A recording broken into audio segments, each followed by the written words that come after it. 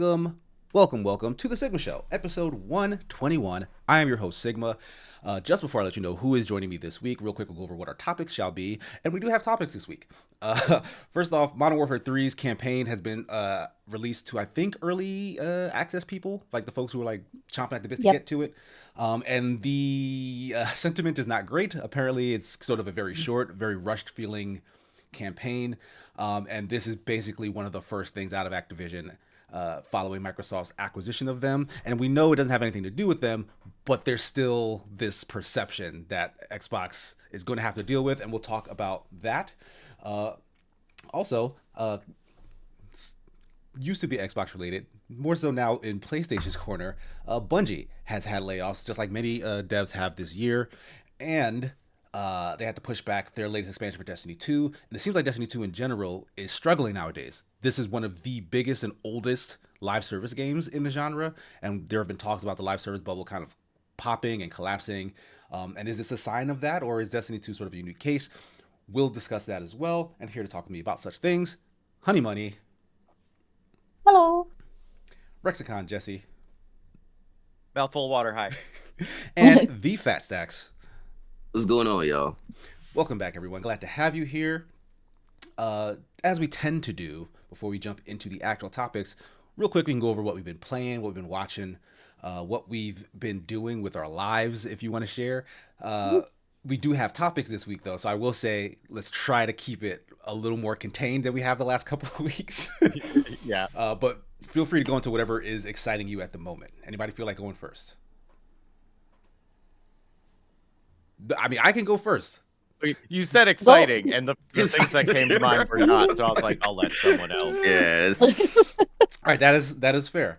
It's just I do the whole intro, and I don't want to keep talking immediately after that, so I always want someone else to go first. So again, if anyone has something, you can go, but I can go first if you want.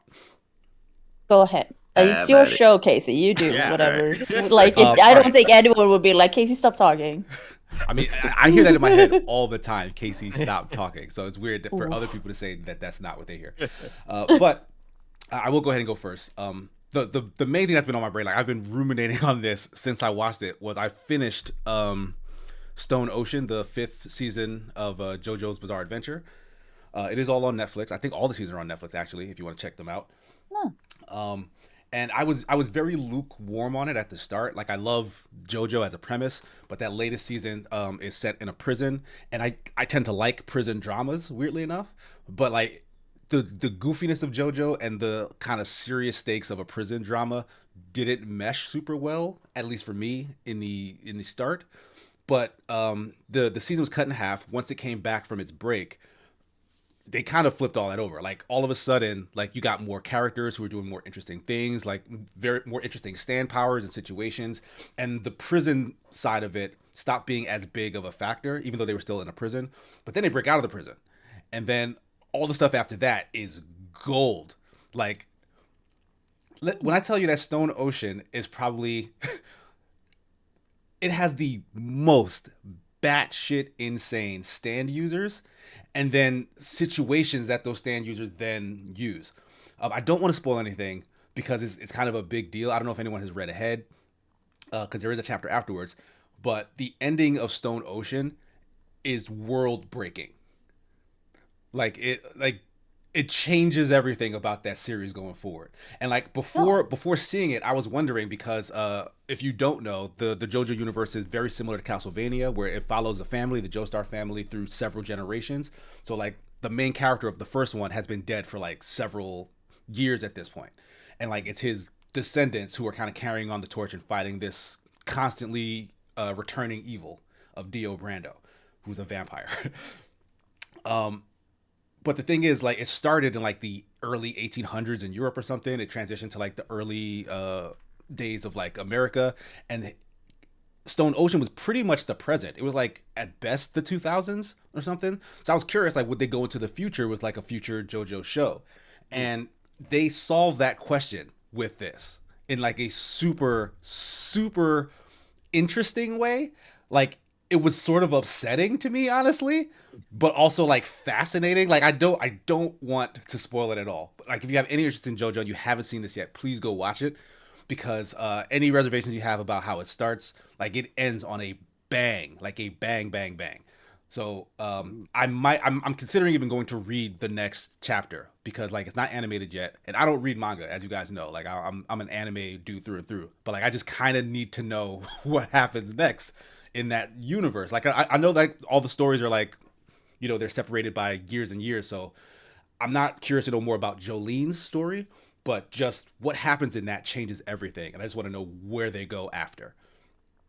And I know that there is at least one more like manga chapter afterwards, so I might have to read that. But yeah, that's that's my take on the whole JoJo thing. Great series, I love it so much. Never stop. What I've seen looks really good, but also like I don't know why I haven't sat down to watch it. Like I haven't either. Like you guys have watched like previous ones though. Is this like the only one you haven't watched yet? Oh no, you haven't. Never watched it. No. I mean, you guys haven't watched any of it. Yeah, I mean, I've seen seen like episodes, but that's it. Like a couple. I think I've seen up to season 3. Season 3. Okay, yeah, because I seen the original. Because I had the original like Stardust Warriors on I think VHS like way back when. Yeah, and that's season 3. I think. So I think there's like a crazy order that they tell you how to watch it or something like that.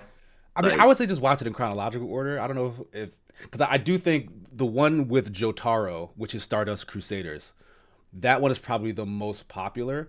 But there are which is in Egypt, yeah, with Egypt and stuff. That one's based in Egypt, yeah. But there are 2 seasons before that basically set all that up, and like to be honest, those at least the first season of JoJo is not as good as the stuff that follows. Season 2 and season 3 especially are really, really good. But season 1 definitely gives you a ton of context for what happens later. And like most people don't realize this, but like the whole stand thing, like the big power system for the JoJo universe didn't actually exist until Stardust Crusaders. Like that's when they introduced it. So you got 2 seasons of them doing a bunch of other stuff, other powers and abilities that had nothing to do with stands. And it's really interesting. They just kind of leave it in the dust after 3 goes. But I'll say if you have any interest whatsoever, watch it.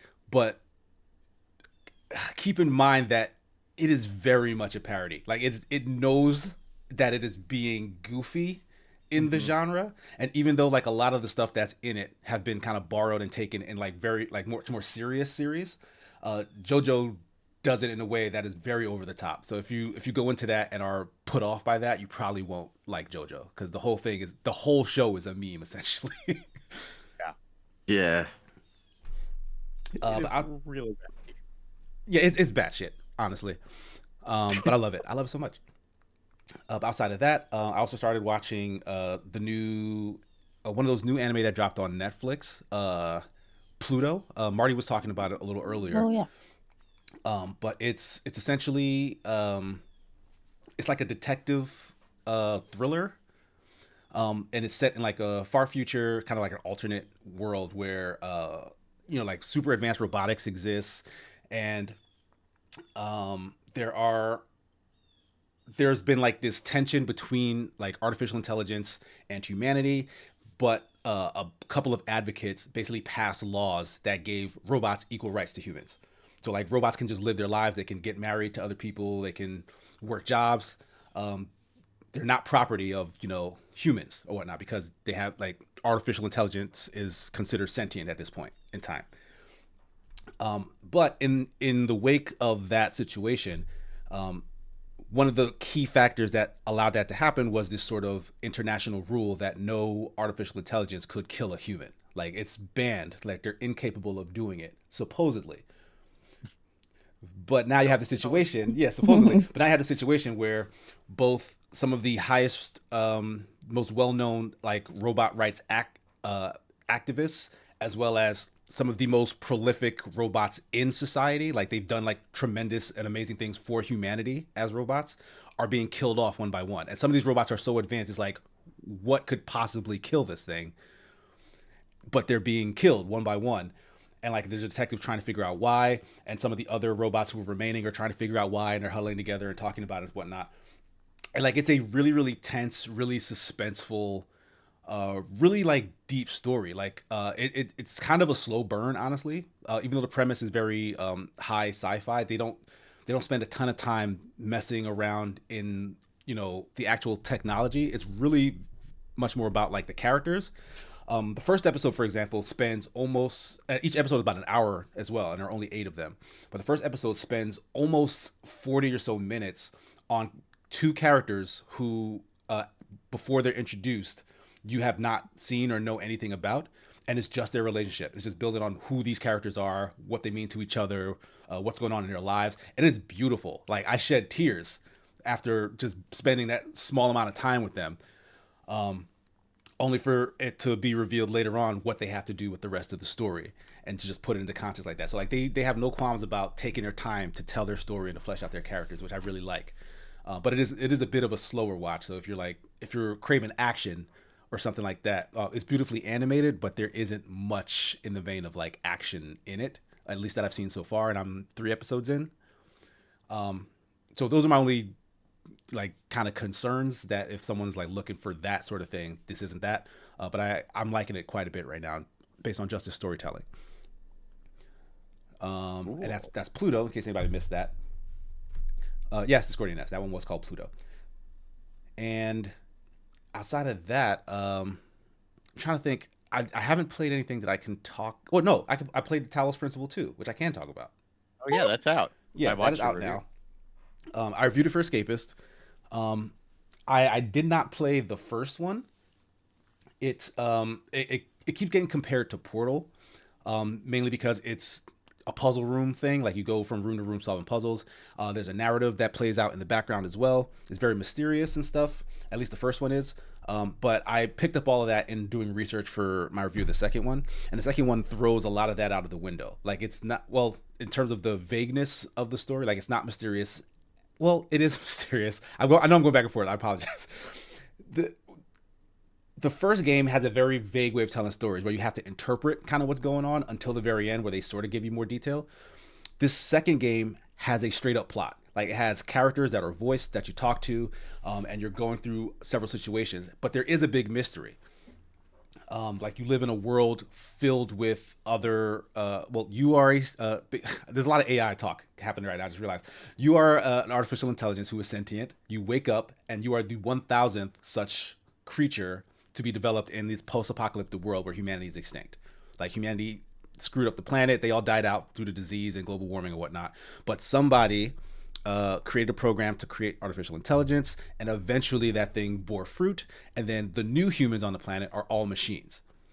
But they all have the history of that the previous humanity screwed everything up. So like they're very cautious about not being too greedy in terms of like expanding their empire or using resources, because they want to be in harmony with the planet. But the person who founded the society apparently was your character from the first game, but she has since disappeared. No one knows where she is, but the rules she set were that after 1,000 robots stop so that we can reach balance. So like you as the 1,000th robot show up, and everyone's like, all right, I guess that's it. We stop right now. But well, not everyone. Half the people are like that. The other half are like, I don't think this is a great idea. I think we should actually keep expanding because that's what our ancestors did, and we just need to be more responsible. And both sides make great points, and like that's sort of the main conflict of the story. On top of the fact that you guys kind of get beckoned to this mysterious island, and you join an expedition to go and see what it's all about. And that island has a bunch of puzzles that are very reminiscent to the ones that the founder did back when she was learning to be sentient. And you realize that you need to figure out what's going on here, because this could be the key to figuring out what you do with your own society back home. And it is fascinating. Like the story in that game is really, really good. Like it's weird almost that it's attached to the puzzles, even though they work the puzzles into the narrative, but it doesn't feel as closely knit as Portal does in terms of its story and what you're doing, right? Like because it doesn't revolve around the central mechanic of this portal gun from this R&D lab or whatever. Like the puzzles here are just puzzles. Like, oh, move a block, rearrange lasers. Like the closest they get to like being like very mind bendy are a couple of gadgets that let you like put temporary holes in walls called a quantum digger. Or there's like anti-gravity floors, like you can walk on walls and ceilings in some situations. And those are fun, but like none of them really relate directly to the plot in a way, because the plot is just, it's very much asking philosophical questions and wants to get down to the bottom of like, should this new humanity behave more like old humanity? Should they basically be one with nature? Like, what does it mean to be human? Like, what does it mean to be a good person, to do good? Like those questions get asked, and like I love that sort of stuff, like in media that I consume, because I never took a philosophy class in school, but like I feel like I might have sucked it up if I did, because I didn't know that that's what it was about at the time. But like I really loved engaging with the story, and like the puzzles were fun, they were interesting, they were challenging, but there's so many of them that like all I really wanted to do was keep pushing the story, and then like I would have to go and fight through 8 more puzzles to get back there, and I just wish there were less of them because the story is so good, and that's not a bad thing per se, but like a puzzle game like that being 25 or 30 hours is kind of a lot. It's a 25-hour puzzle game. Yeah. And to be honest, some of the puzzles I was getting through pretty quick. I don't know if that's because they were easy or because I kind of got the hook of what they wanted me to do more often. So like it might take other folks longer than that, but I still felt like there were too many. They do give you some options to circumvent them. Like if you're really stuck on one, there are like 12 islands in total. You have to do at least 8 puzzles on each one, but every island has 2 alternate puzzles that you can find. So like if say you're stuck on one of the main puzzles, you can find some alternate one, which is easier maybe. Do that, and then that will count towards your 8. You can also find sparks, which are just hidden around the open world of each island, and a spark will straight up let you skip it. Like you plug the spark in, you get the thing that you're supposed to get at the end of the puzzle, and you just move on. But if you decide to come back and solve it, you actually get that spark back. So it's like a resource you can use to try and, like, I only used one, and that was like near the very end of the game, and it's because I was staring at this one puzzle and was like, I need to stop playing this game. I just need to finish this. So I'm just gonna use the spark. Like I had 2 in my inventory, and yet that's the thing. The sparks are pretty hard to find too. So like that sort of weighs against the circumvention stuff. And the alternate puzzles are not on the main path either, so you do have to search for them. So if you do want to get out of doing a certain puzzle, you have to put a little bit of work in, which is also kind of time consuming. So if you're really just trying to get through the story, the game doesn't really let you. Like it's gonna basically tell you to slow down and spend some time with it in order to get through it. So if that's not a problem, then by all means. But otherwise, it's beautiful. Like it has a really great soundtrack, really great visuals. Like it's built in Unreal Engine 5, so you know the rocks they hitting. And I'm trying to think of, the voice acting is great. Like all the it feels disrespectful to call them robots because they refer to themselves as humans, and to be honest, they are very human in like the way they act and speak. It's interesting too because they don't have any sort of human desires. Like they don't crave like sex, they don't need to eat, they don't have senses like taste, whatnot, but they appreciate art. Like they think music and stuff can sound good. Like they have a soul as far as they're in terms of like the world's lore. Like they're very much human, but they're so much more concerned with like more heady needs, like feeling fulfilled as a person versus trying to get their rocks off, right? And it's because they don't have that desire. So like I don't know, it's just a very interesting concept to see like what a society that isn't plagued by like the base needs of like finding food and shelter, etc., like what that would look like, because I think they do a really good job of showcasing that. So definitely check it out if you have any interest. I highly recommend it. I had a great time with it, even though I do think it's a little long. Yeah, that sounds way too long. For a puzzle game. The premise itself is pretty interesting. Yeah. Oh, absolutely. Yeah. The premise is just... But that's pretty much it for me. So if anybody wants to jump in, feel free. I've talked forever. Has anyone played Silent Hill Ascension? No, I've I not. hope I've not. heard a little about it though. Marty's tried it out. Did you try it? I was catching up on it because I didn't do it on initial launch because it's Halloween. I was busy. Mm-hmm. Uh, Of course. wow. I heard a lot of complaints, and so far they all seem very valid. Mm. Actually, on the subject of the Unreal Engine, you were talking about how good the Talos Principle looks, which Mm-hmm. does look pretty good. Ascension's built in Unreal, and like the level of detail on these characters is pretty cool. Like they're stylized, but they do look as a screenshot good. Mm-hmm. Like you see wrinkles in faces, you see pores in skin, like you see blemishes. Okay. That looks good.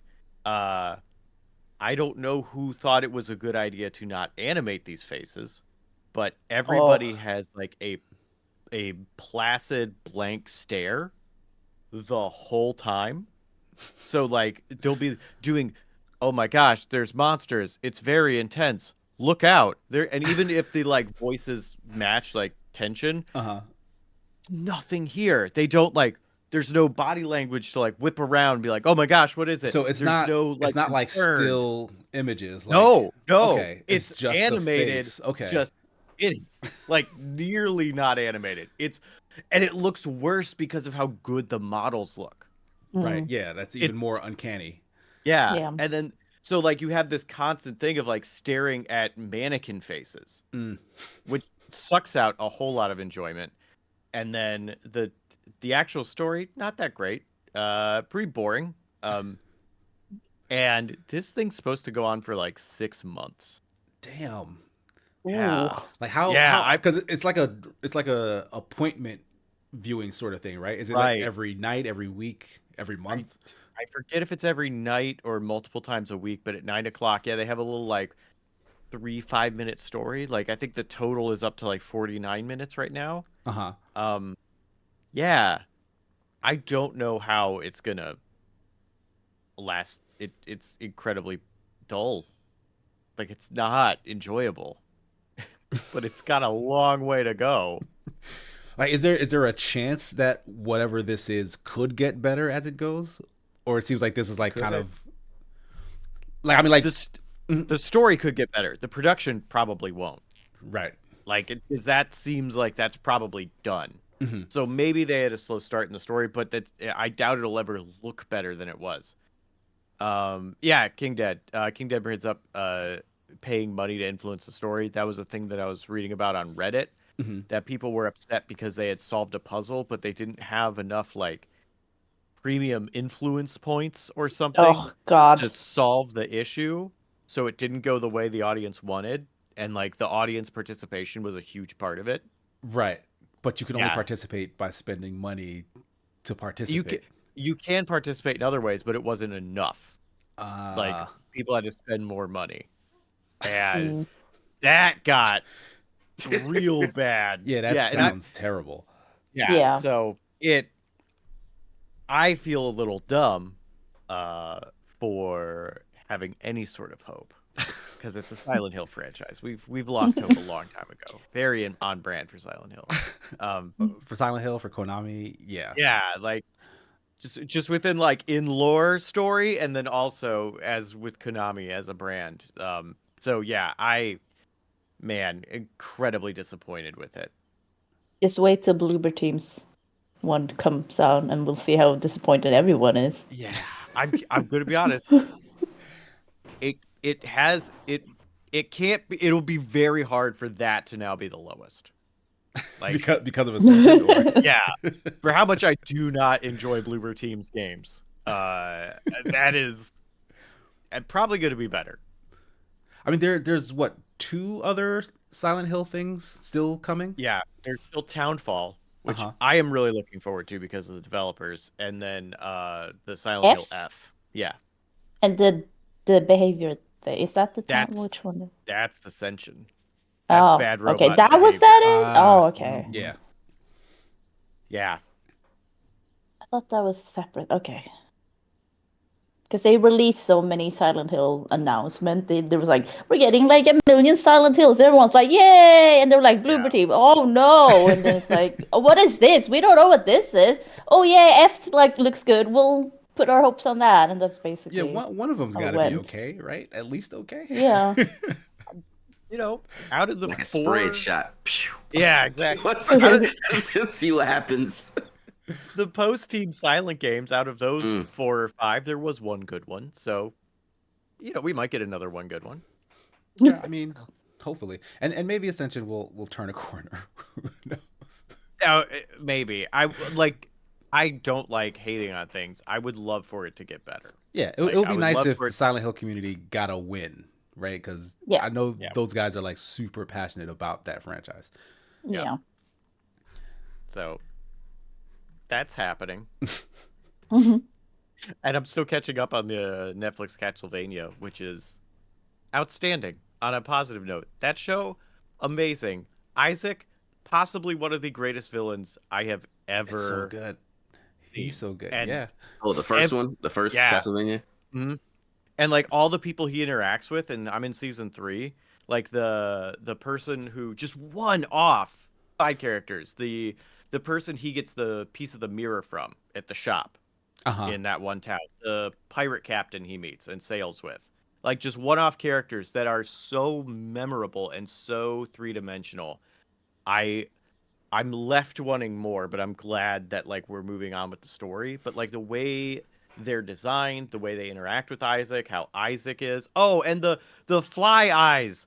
When he's just sitting at there's a whole thing when he's sitting at a campfire, and he's got his monsters around him, and he's like, "Hey, who's that one who's good at talking?" And this like fly person comes up, Yeah. and he's like, "Why were you in hell?" And he's like, "I was a philosopher." And like his whole story is like, okay, they took a single thing that's an episode of Ascension and made something outstanding in that 3.5 minutes.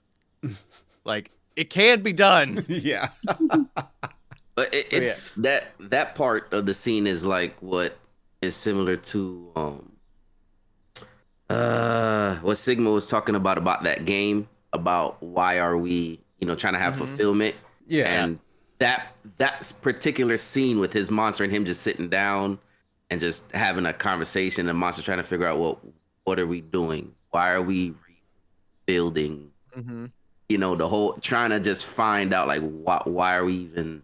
Yeah, like they're asking the big questions, like the stuff that I mean, so that scene right there is grapples with pretty in general. Yeah. Like what is good, what is evil, even, right? Like because both, like Isaac, who was part of Dracula's court, like he had a vendetta against humanity for valid reasons, and he was just following Dracula because he believed in Dracula's vendetta as well. It was like, look, yeah, humanity is shit, and we need to do something about it. Yeah. So like he, in his mind, he's a good guy. Right. So like they're expounding on that and like making you see like his perspective, but then his perspective being, fed by, other people's experience, like he's actually learning and growing. And like it's super interesting to watch. And like they do that for him. They do that for I think Hector is the name of the other guy. Yeah, I'm really enjoying his story too. And the 3 or the 4 vampire ladies. Yeah, like that's all that stuff is super interesting. Yeah. I love it. I can't wait to start Nocturne.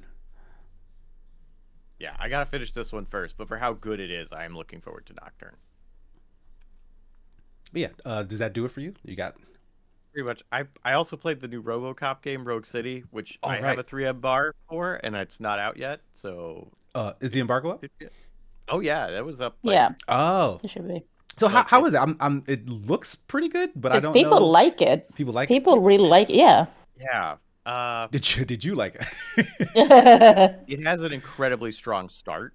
Your movements are very slow. It's about like placement and like moving around. You feel like a tank, which is fair. Like RoboCop. Yeah, that's kind of how he moves, right? Yeah. Yeah.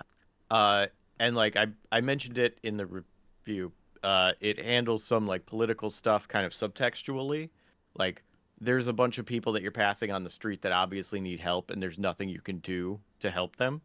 You're just a walking tank, and it's like, hey, this feels like a very pointed thing saying, "Hey, look at all this money we spent militarizing the police, and look at the jack shit they can do for the people." And I feel like I got that as a very clear subtext. Sure. And RoboCop is a very political film. Like it has a lot to say in text and subtext. Yeah. Which I was very surprised with when I watched it, because I watched it for the first time like 7 years ago or something. Or 10 really? years ago. Oh, Yeah, okay. The old I RoboCop was or like, the new reboot? the original. Yeah. The original. Yeah. Okay. I've not So, seen yeah. that newer one actually. Me neither. I've not heard good things, but I just don't. started I social see it if. commentary. I don't remember much. Yeah. It's just like I don't like because it's a Swedish actor that has the main role, and I don't like him. Oh, So that's Okay. what stands out to me. that's fair. I have actors that I don't care for myself. Yeah. That's just one of those that should not need a reboot. Just leave it alone and just Yeah. go a different way. Just find a different cop and go find a whole nother storyline or something like that to do that too. Leave the original alone. Because the original But it's a holds dude up from really well. Altered Carbon. Sorry, And he is really good in Altered Carbon, I think. I'm sure I haven't seen it. I just know I didn't like he's Altered a douche. He's a douche, basically. well. That's it. So I'm just like, ugh. Yeah, I don't know anything about the guy, but I will take your word for it, honey bunny. You want to believe it. So. But yeah, I feel like it starts very strong. All that, about halfway through the game, the plot points get like dragged out. Some of them are very obvious and like don't have a good conclusion. It's very clear it wants you to be familiar with the original, and I feel like there's a lot of stuff that went over my head that was supposed to be like, oh, this. And Right. It's like, yep, Mm. that's certainly somebody that you spent a long time rendering their face. Who is it? I don't remember. And like, and the gameplay just kind of flunks out for me. Like that slow, methodical shooting, you just go up against HP sponges. Like it gets, as you get better at damaging things, everything keeps pace with, okay, well now I do 5% more damage, but everything has 10% more health. So it's like, it's now even taking longer to kill these enemies. And I'm just standing there doing this all the time. Yeah, like So what does he have like any sort of an upgrade path that feels interesting at all? Yeah, but they're not super conducive to that play style. Like, the levels are all sort of just not really, like, you might have two planes, but most things are just pretty flat. So you're just kind of like walking forward, shooting things. You have a dash, but it's got a decently long cooldown. So like you need to get into a position. But there's a lot of obstacles, so you might just kind of hit that, and now you're just like halfway to an enemy, and you can grab enemies and throw them, which is really fun. And you can grab objects and throw them, but throwing is kind of awkward, and they'll often cover your field of view and have a tracker on where they're going. So you're like, oh, well, where's that enemy? I'm really trying to throw this. I'm being shot this whole time. And then it'll move out of the way, and you're like, there it is. But if it's something explosive, it'll blow up in your hand when they shoot you. So you're kind of decentivized to use those, even though they're very powerful. And then big objects get caught on the environment. Like you can just pick up a whole ass dumpster and throw it, which is really awesome. But then the moment there's like a little bit of a thing sticking out, it's going to miss. It's going to just hit it and bounce off or stop. So like, Damn. I feel like it really falls apart, like about the halfway point, and then it ends, and it's like, this wasn't really worth it. Like, it's a strong start. I think people who love RoboCop can still really enjoy it, and and people who enjoy a simple shooter can still enjoy it. But like, yeah, as someone who's not in one of those two camps, it really does fall out halfway through. Gotcha. Which is very sad. Yeah, unfortunate. I mean, RoboCop, like original RoboCop, even not even the reboot one, has continued to just be like a known entity of video games. Like he was a Mortal Kombat. Yeah, he's in Mortal Kombat. Yeah, 11. he's in Mortal Kombat. Yeah. And now he's got this game of his. So like they keep pushing that IP. Like he still has some relevance. Oh yeah, absolutely. And like that, like I said, that original film still holds up. Yeah, I just remember that opening where they kill Murphy. Yeah. Like I watched that as a child and forgot it Like I remembered everything else other than that opening, and then watched it again when I was a little older and was like, "What the I was I was shocked. It's so violent. Oh yeah, it's hyper Like it is so incredibly violent. I'm like, how did my parents let me watch this? Like, were they around when I watched this? RoboCop's a classic. It's a classic though. It is a classic, but like classic. kids loved it, and like we should not have been watching that movie. Yeah, that was a hard R. Like they God. did not. That's not a kids movie. But it's one of those. I think it was also from that time period where there was a lot of like, yeah, but we can make toys of these things. So like, like RoboCop had a cartoon, Aliens, I think they did. Yeah. It might have. Yeah. And like I think Aliens so, had too. toys. Right. Yeah. Not a kids movie. Like so I feel like there was a lot of that, and like maybe the parents were like, well, if there's toys of it, how bad can it be? Yeah, those some of them toys are vintage though. You don't really see much like RoboCop toys, original RoboCop toys, or even a lot of the remakes. I haven't seen them per se, like in volume, like some other stuff. But also too, that's what makes them. Yeah, I mean that's what kind of makes it some of the toys like ridiculous, you know, and for the movie and stuff. So, all right, does that do it for you then, Jesse? I'm just gonna say yes. All right. We have 2 left. Anybody want to jump in? Talk about what they've been playing. ladies watching? first.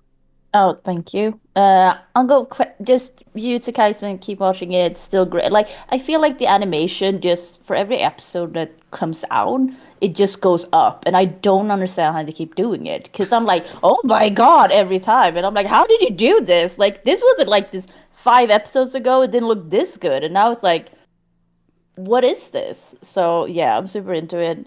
Jujutsu Kaisen. Oh, Jujutsu Kaisen, yeah. I missed that part. Okay, cool.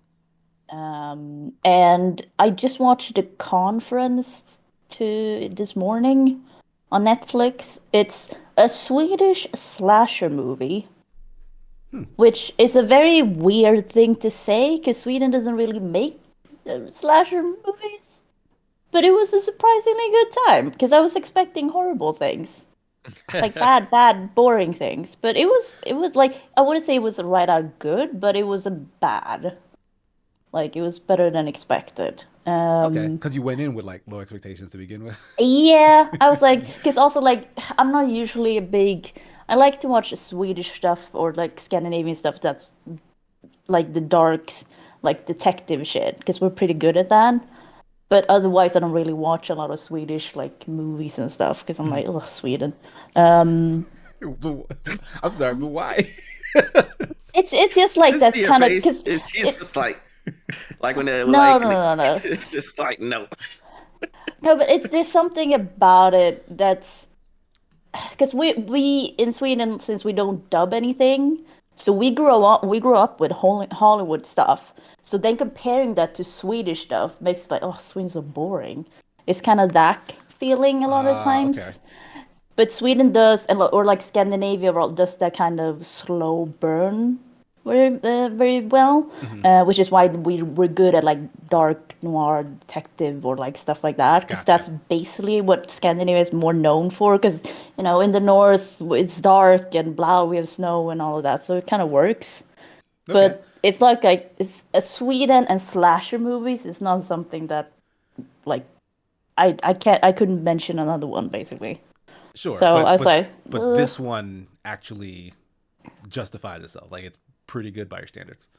yeah, it was surprisingly well produced. Basically, I was surprised that there were so many things, like so many people died in so many weird ways, and I was like, oh, you really tried. Because I was just expecting them to like, oh, kind of mediocre. But you can tell that they really tried, and they had fun in it. And there were a lot of Swedish actors I recognized, which was also fun. Nice. So Keeping it local. yeah. That guy you hate, he was in there. No, he was not. He's a Hollywood actor, though. He doesn't do Swedish stuff anymore. He hasn't in quite some time. Yeah, it kind of is. That's the thing. I watched a FNAF movie.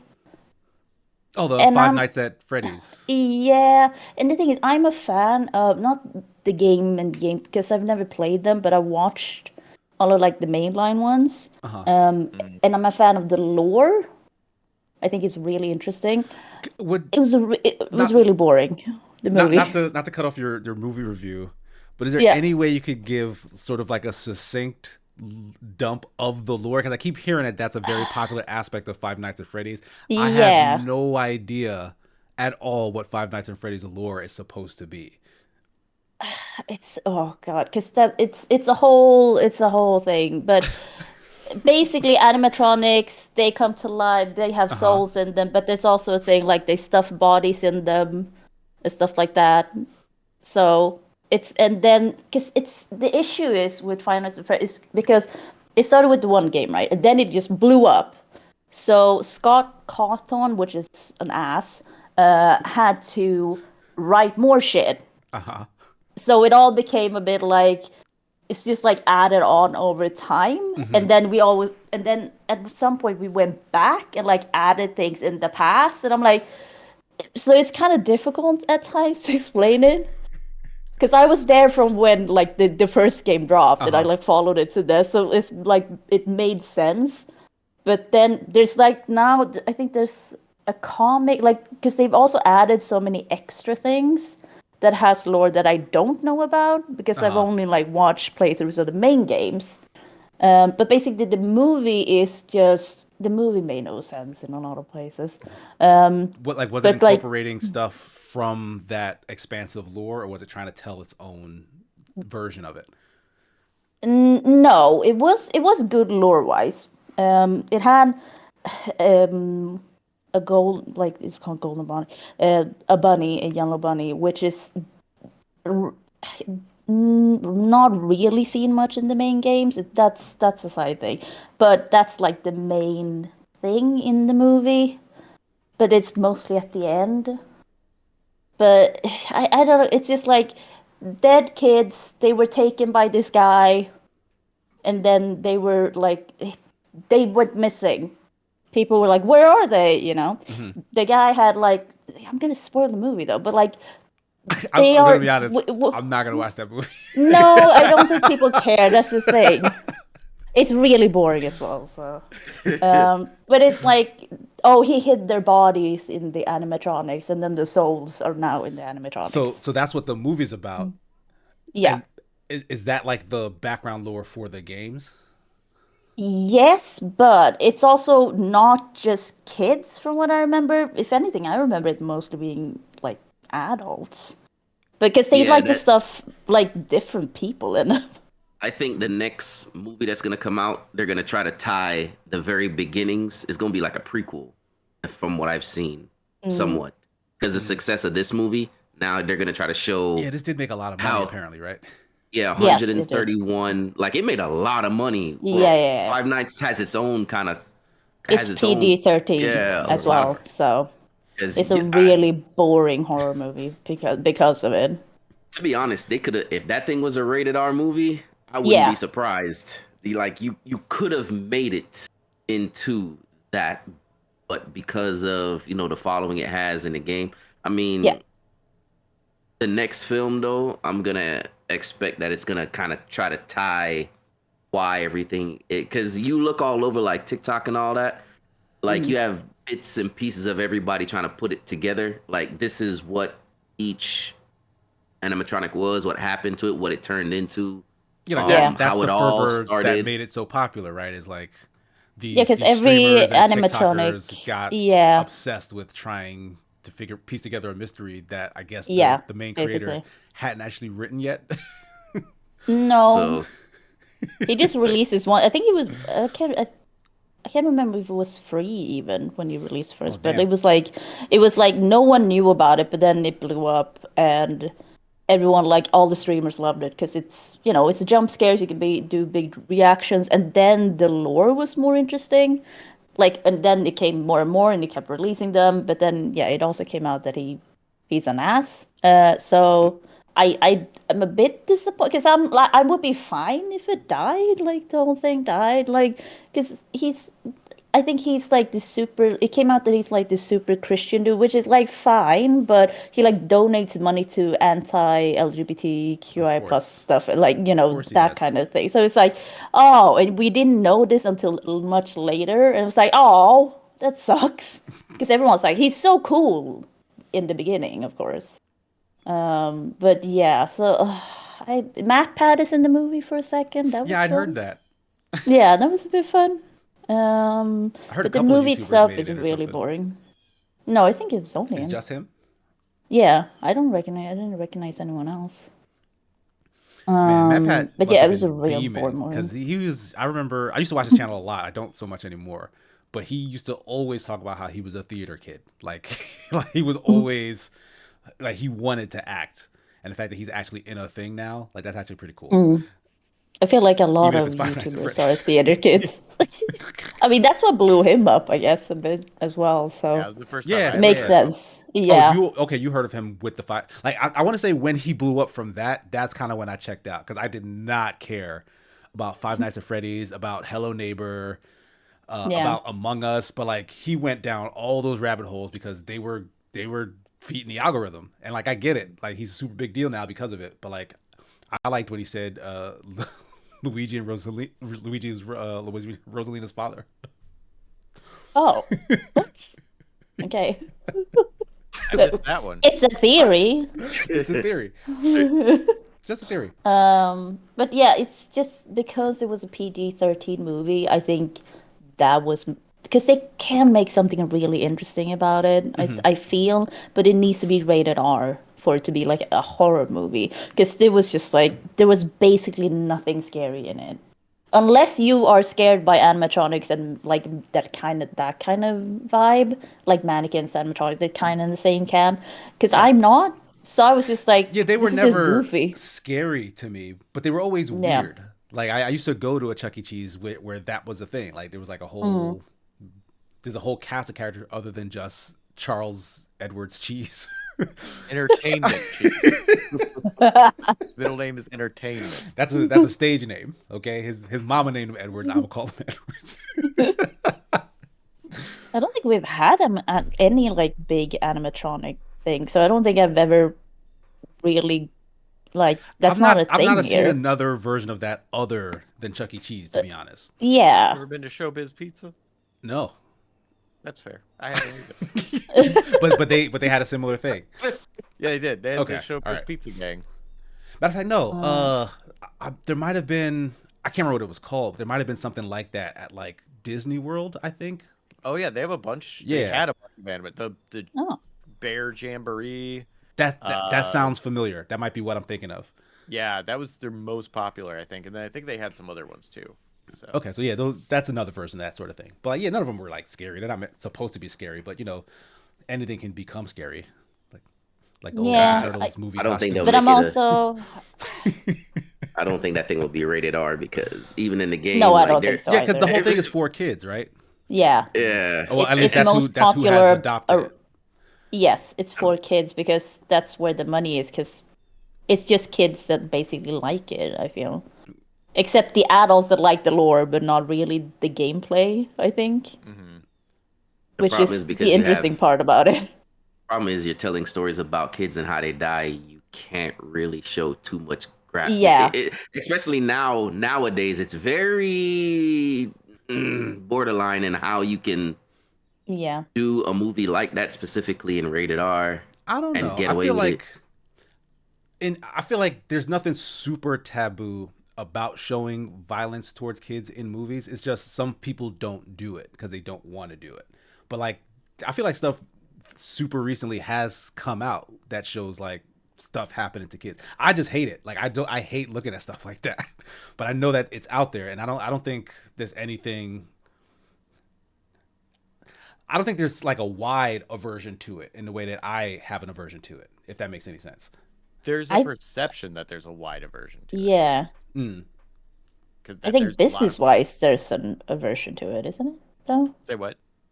it's a business thing, though, that they don't like. It's one of the rules on movies Yeah, or like on it's screen. Don't show killing of kids straight up. because in the lore, Like, it talks about like how the guy actually goes about doing it, but you don't see yeah. it in the movie. No, And no. It's very so if you actually look at how the game, like from what I've seen from the game, if they were to actually implement like certain things from the game to the movie or elevate it, yeah, yeah. I don't think you gonna get away with that, cousin. I really don't. No, I I don't think so really don't. either.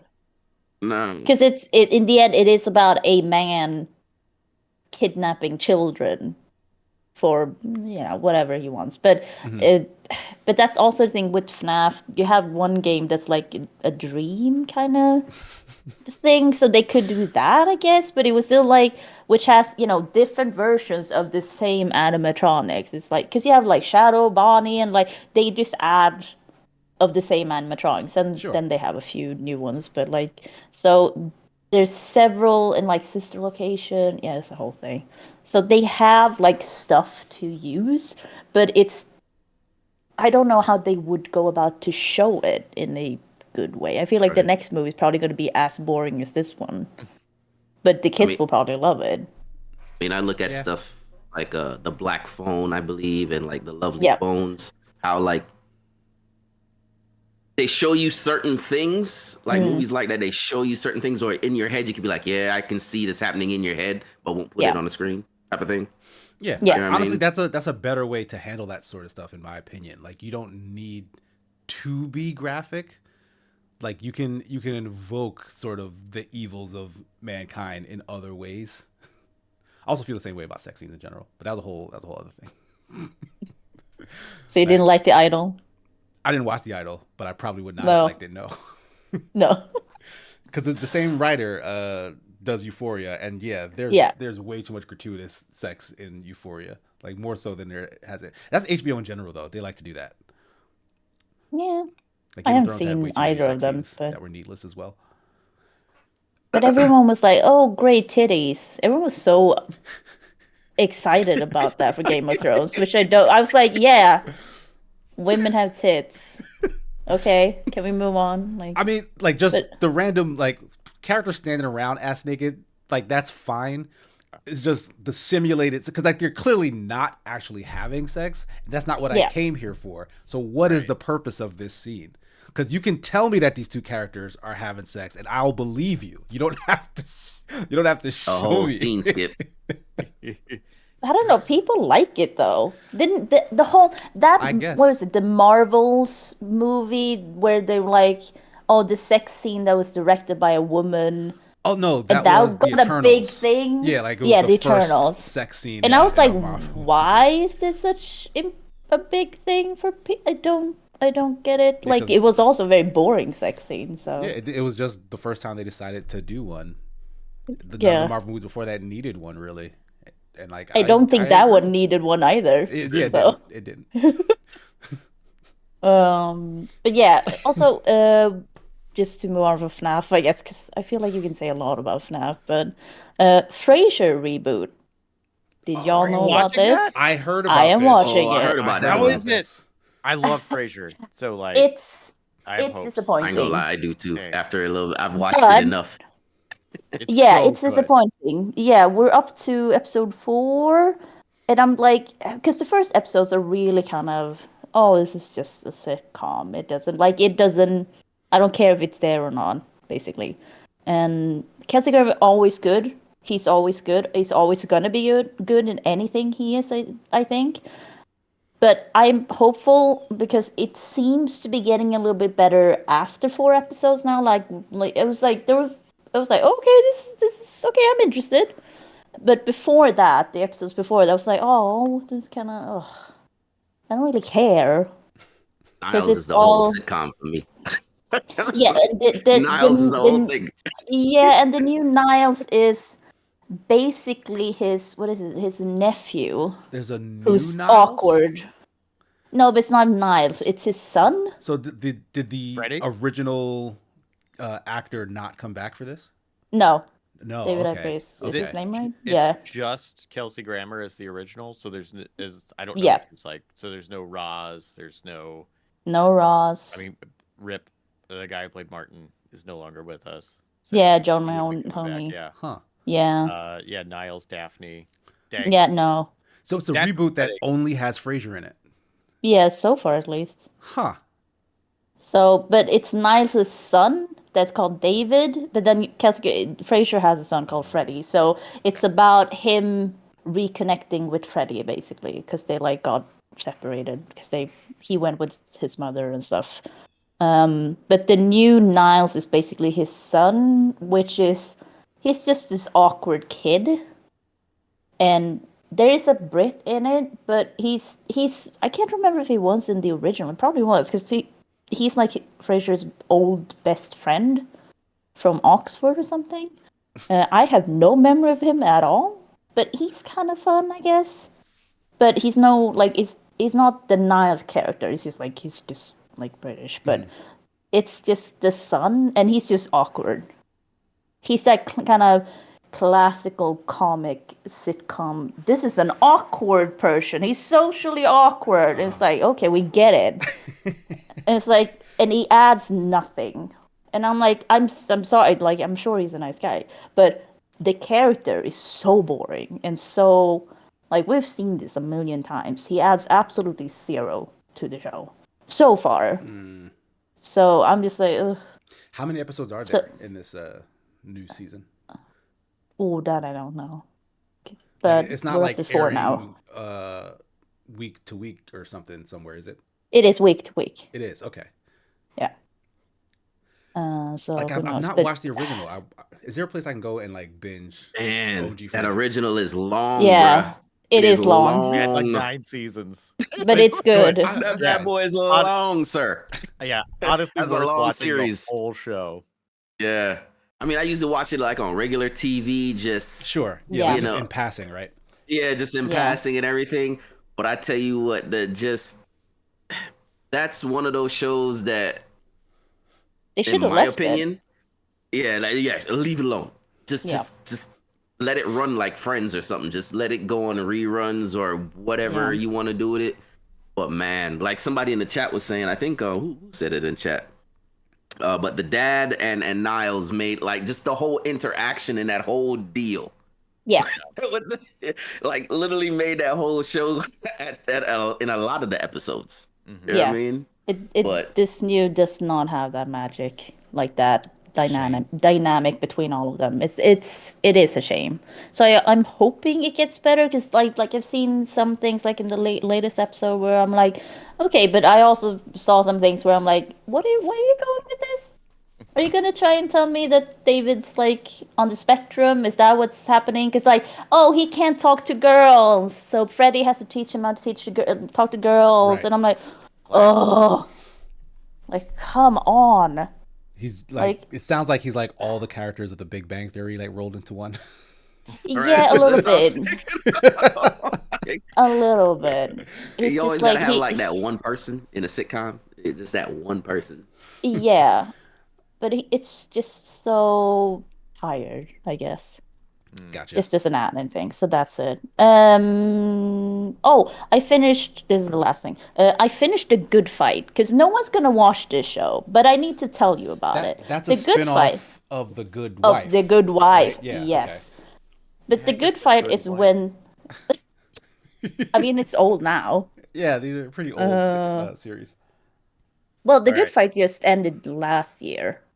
It got 6 seasons, so it did pretty well. I Probably. remember one scene that went viral over the internet.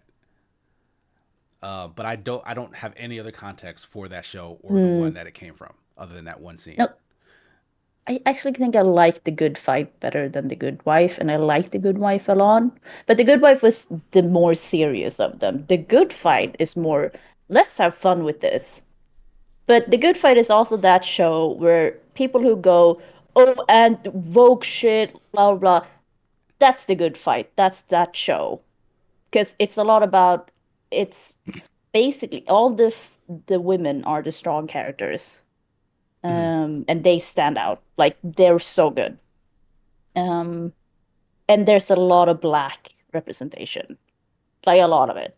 Because it's about Chicago and they have the biggest black law firm in Chicago, I think. So it's really just nice to see. But they also like bring up a lot of politics. So if you're like a real, I don't know, Democrat, it's for you. That show's for you because it makes fun of everything that's like going on. Sure. And they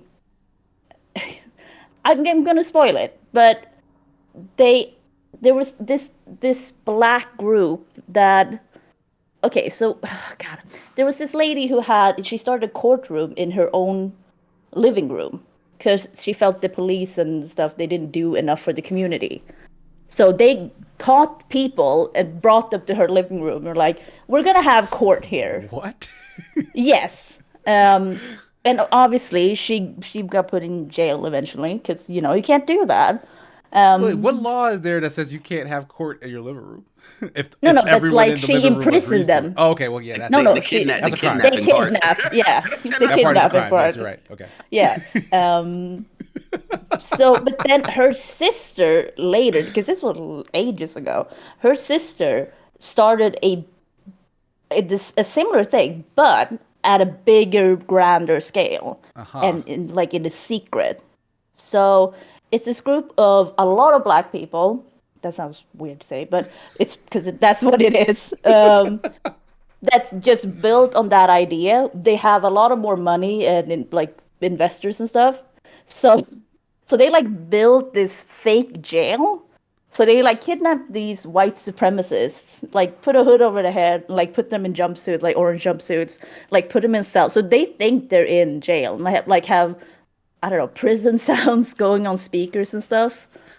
So they like play prison. But what they're doing is they try to get information out of them by tricking them about all these like white supremacist groups and their funding and all of that. And when they're done with them, they don't kill them. They're not killers.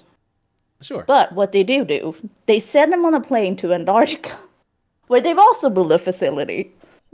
And they're like, she said, the white can look at white. And I'm like, yes, that's good. I like that. I fucking like that. And I'm telling you, this show is funny. It is fun. It is crazy. It's fun. It's just them having fun. But it's a lot of serious issues, but they're having fun with it. And I'm here for it. I Wow. loved it. Hang on. That is not what I expected. Wait, Yeah, so they I know. go, whoa, we're not killers. But we Yeah. are going to send these people to Antarctica and Yes. leave them there. Freeze Well, them yeah, like that. in Let 'em go. in a facility, they'll be trapped there, but Oh my god. That, okay, just kill them. Like, That, that, yeah, at that that's point, cruel. you're spending all this money. Right. You're gonna ship it like you're just kill him. Just kill That's him. Spider-Man holding kicking someone off a roof and being like, I didn't kill him. Gravity killed him. I mean, yeah. I'm clean. But these are people who are like part of like Proud Boys and stuff like that. They don't say that because they have to make up new groups. I don't think they Sure, can like of course. actually. So, No, I but get they it. talk a lot about Proud Boys. Vigilante justice at its finest. Yeah. With a twist. I had no idea that was the premise. Like this sort of like a whole vigilante system. No, that's not the springing up. whole thing, but that's what happened like in the latest, like Okay. the final season. All right. So it was a big part of like going up to the like investigator for the firm. Like God, they started one of the episode with if you don't, there's gonna be a lot of sensitive like things on screen, like brain matter, because brain matter is gonna be shown on the screen. So if you don't like that, you shouldn't. Like, it's just them telling you because they have to warn people, but also say like there's gonna be brain matter. So if you don't like, you should know about. So the head of the DNC gets killed, and it all starts from there. Because the person who kills him thinks he's killing the guy he's talking to, who's Jewish. So he's an anti-Semite, but he kills the wrong guy. And then it starts from there because he has a daughter. The Jewish guy has a daughter that then starts getting followed and stuff. And the investigator that they're friends tries to help her out. And then, so she gets followed by the Sing 2 guys for several, like, maybe 1 or 2 episodes. And eventually he, like, stands up to them and goes, like, hey, can I help you? And they, like, pull guns and were like, everything. And they're like, we're FBI agents, you douche. We're trying to protect her. But they didn't present themselves as that. You can't call me a douche because I didn't know you're an FBI agent. And that's the thing. That's when this vigilante group shows up, because they just have a lot of people around them. I don't even know how they figured this would happen at this. Like, that doesn't make any sense. But there were like people just like pulling up their phones and filming, and then this lawyer just emerges, going like, "Hey, gentlemen, I'm a lawyer. You can't do this. You didn't present yourself. We have witnesses. We have this on video." It's like, okay, this sounds fully insane. Like, it is insane. I might need to watch this show, honestly. The whole I highly recommend it. I think it's really fucking funny because it handles so many serious like political things, but it's both depressing, but they don't let it just stay depressing. Mm-hmm. It just like it becomes very heartwarming at times, and there's some intrigue going on, but it's mostly because that was like the earlier seasons. Maybe there were more intrigue stuff, but in the later season, they really wrapped. It was a good last final season. I'm really glad it went out this way, because it was surprisingly good. Because I was a bit. Final seasons are always like, oh god, how are they gonna it's like end 50-50 for some shows. Yeah, but they did it really well, because they also like that's also what they do is they can like add things that's not reality, like gay marriage was overturned in one of the episodes. That's not reality? To be like, has gay marriage been overturned? No, I'm sorry, they're just trying to do that here. Yeah, right, because that happened. So that was very depressing, of course, because they got the news at the funeral of the Democratic leaders, like that. So everyone was like, "Oh my god!" Just a bunch of Democrats, like, we're all fucked. And then there's this guy who basically he owns a version of like it's basically supposed to be Google, but it's called Shumhum, which I think is very weird. It has Shumhum. It has a beaver. Shumhum. Okay. Yeah, Shumhum. It has a beaver for an icon, for like mascot. That's he's worth $680 billion. It's too many billions. And he was like, I'm gonna buy the Democratic Party. Someone has said that. Yes. Yeah, but then he was like, in the real world has and restarted. I'm sure, because I don't think it's going that well, but hey. But he also said like, "Oh, I have a candidate. It's The Rock," and I'm like, "Excuse you?" Like the actual Dwayne Johnson is who he's but they didn't show him, so it's not like it's just like him. It's just an Escalade roll. Yeah, it's just an Escalade rolling up, and my God. There's this guy going to talk to him and like jumps in the car. And then he comes back out. And it's like, you know what? I was skeptical, but he said some good things.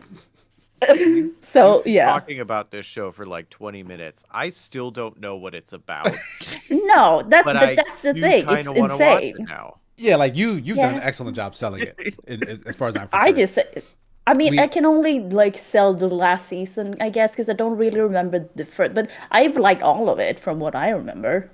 So, but I also like The Good Wife, but that was the serious one. So The Good Fight is just like they're just having more fun. Yeah, it definitely sounds like it. Yeah. But we are gonna move on to our last guest here. Fast Acts, what do you have that you want to share with the rest of the class? Well, for me, I've just been when it comes to watching a lot of anime as usual for me, because what I've been doing, some of the new stuff that came out. Of course, y'all know Attack on Titan. That's why I wore this today. Attack on Titan's final season was yesterday. Like it started. Like it started. It's already out. No, it's done. They dropped the whole thing. Yeah, the whole thing is already. It's finished. Like there's no more coming. Another time. No more. Though. Because I've only seen a special out. But yeah, from what I've seen, that was it from yesterday.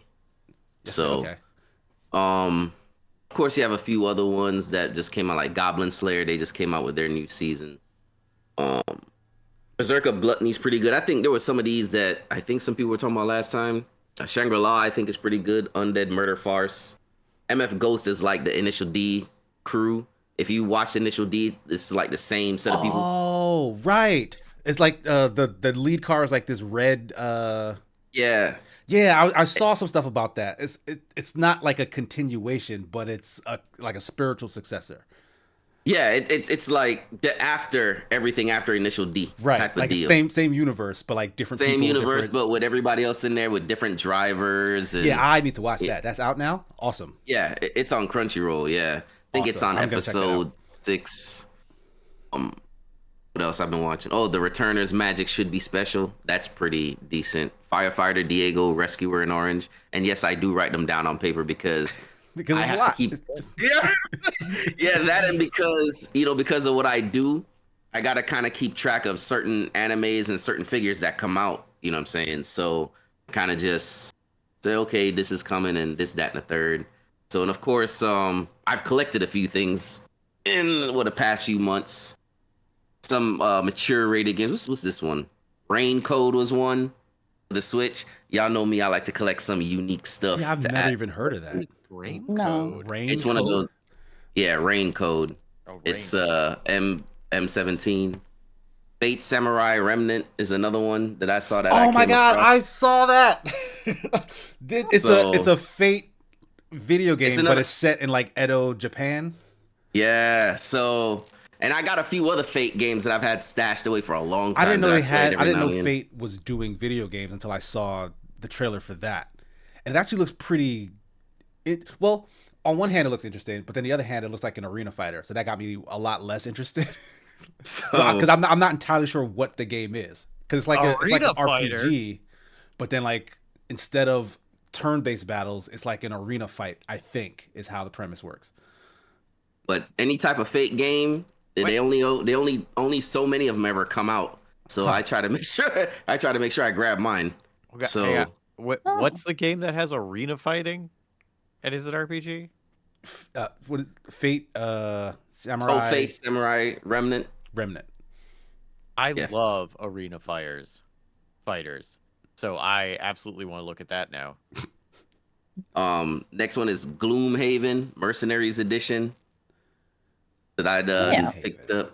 Ooh. So see, a lot of these games, like when I look at them, I either look at certain titles like Exceed, NIS, or just like the real, under radar stuff that I was like, oh, this looks interesting. Let me go ahead. I'll never play it. Yeah, like that's the because thing. it's Like you're collecting them because they're Yeah. already Yeah. kind of in limited release, but like you have just no intention to actually play them. No. Which is super interesting. And Disgaea 7, which is a huge series. A lot of people know. I've loved this series Yep. from Yeah, Disgaea you know what I mean? is Disgaea 7. it's So intimidating, honestly. Yeah. if you like turn-based, man, like I just love that genre, but this guy is probably the most complicated turn-based tactics game I've ever tried to play. man. Like its tutorial was like the entire 3 hours that I spent with it. I think it was like this guy 6 or 7 or something like that. Like I was trying to learn that game. I was still learning it 3 hours in. The combos and everything, and the characters that do this and do So that. much. And It's so much. Like you can get to like level 9,999 in that game, and like it Oh my keeps God. going. Like I don't Yeah, think it it keeps- stops. Rune Factory 5, the deluxe box. Damn. Nice.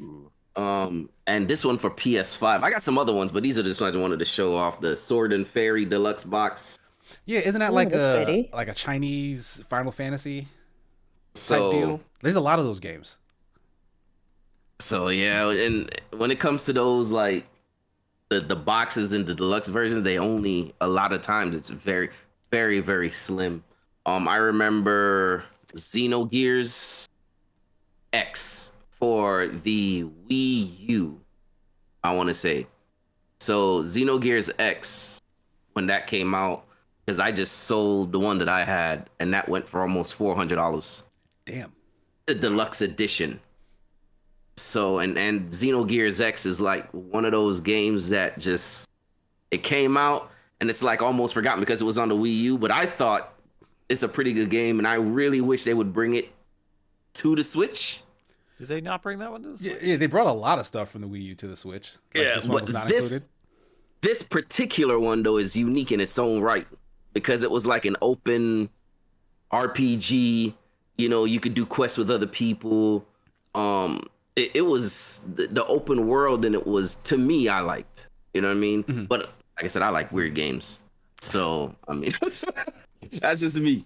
So All right, nice. you know, but yeah, other than that, I'm barely in reality nowadays. I'm just because of what I do. So you know, that's about it. No problem. Thank you for sharing, everyone. We can jump into our topics here. First, Modern Warfare 3. Call of Duty's latest is in early access, or whatever you call it, like pre-order status. The very excited few who have like pre-ordered this game got access to the campaign.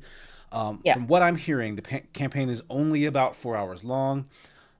It's comprised of a lot of what they call I'm forgetting the term, but it's kind of like open world missions that kind of take place in like the battle royale, like the Warzone map, and mimics some of the open objectives that you have in Warzone, which is the battle royale mode for Call of Duty. So like they're essentially padding the campaign with stuff that they've kind of cribbed from the battle royale game and have given you a very tiny piece of single player content as Modern Warfare 3. I know Recycled originally, corned beef, yeah, like very much so, kind of recycled content. corned beef and hash type of thing. There was a like apparently this particular release was originally supposed to be DLC for Modern Warfare 2. Like this apparently got pushed up because whatever studio that was supposed to be next up, I don't think they were ready. So they kind of fast tracked this and said, all right, well, this will be the next one. Because usually they alternate between Modern Warfare and Black Ops or some other named thing, right? But they went from Modern Warfare 2 straight to Modern Warfare 3.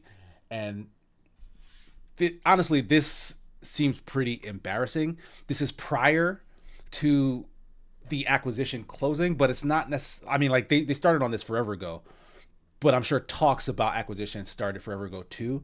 So it's not fully out of the question that the thought process of, well, this is gonna be somebody else's problem down the road didn't factor at some point into the decisions to maybe cut corners or take shortcuts, however they did, to just put something out for the quarter. But I'm just curious. I don't think anyone here is like a really big COD or Modern Warfare fan in general, but this situation I think is very interesting, especially for this high profile release to kind of come out, especially in the year 2023 that's just been, everything's firing on all cylinders. Call of Duty, which is supposed to be just a known quality of success, is coming out of the gate looking like this. I think that's kind of crazy. But what do you guys think? The Elden Ring effect. In what way? Well, Elden Ring is kind of like spoiled out. The same thing with Baldur's Gate, I believe. That's like polished games that came out that people are enjoying. Of course, everybody knows how recycled COD is, per se. Now, me personally, I haven't played COD since Black Ops. My favorite COD is World at War. One of the just old school World at War that I personally, but you know, some people say, well, Modern Warfare 2 is also another good one for them. But it's like, That's the one I played.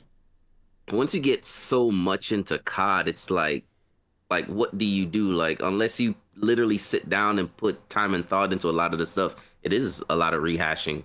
I mean, like, that's definitely what it feels like. You know, I know, like the campaign in particular, like they're almost treated like two entirely separate things and audiences. Like the thing that is driving these sales year after year is the multiplayer, in all honesty. And then when they switch from the regular multiplayer suite to including the Battle Royale version, when Battle Royale became a big thing, they actually made an impact, right? Like friggin' Fortnite and PUBG is eating everybody's lunch, but Call of Duty was like, hey, we're here to party too. And they released a decent entry in that genre, and it's been successful. But it seems like their focus has definitely shifted to that. And even in the campaign, which has always had a reputation for being big, cinematic, just kind of like a big blockbuster thing towards the tail end of the year, going into like the holiday season. I know they tried to not do a campaign one year, and that backfired tremendously, and then they brought it back the year after. This seems like another dig at them trying to get rid of it, because I'm sure it's expensive and it doesn't make back as much money as just focusing on the multiplayer and battle royale stuff. So this seems somewhat intentional. Like the focus of Activision in general is not on single player content. Like, do they have any games that are single player focused that are being made by their studios? Do they have any other? Like, I can't think of any other games being made by Activision Studios other than Modern Warfare. Honestly, that's crazy to me. They don't do anything else as far as I can tell. I'm gonna look up because now. I feel I mean, like the people only will thing buy there's no- this though. I Say mean, again? it's like No, I'm sorry, I didn't hear No, you, so- Money. Oh no, I'm sorry. It's just like this is still one of those things that people will buy because they always buy it. So it's still gonna make money, but people are disappointed. Like the actual fans are disappointed because the campaign is instead of 6 hours, it's 4 hours. The install size is 200 plus gigs, which is that people were upset last time when they're like, "Oh, you need 150 gigs," and people are like, "What the fuck?" And now it's 200 plus. So like Also, that, don't like you? that's insane. You also need Modern Warfare 2 in order to install Modern Warfare 3. I seen that. Apparently, like Yeah, it's I like I think think so. it runs off the same launcher. Or yeah, something. like they turned Mm. Modern Warfare 2 into like a launcher thing. So you have to have that and install 3 via that, as opposed to it being a separate thing. So very clearly, this was just always bolted onto the last game.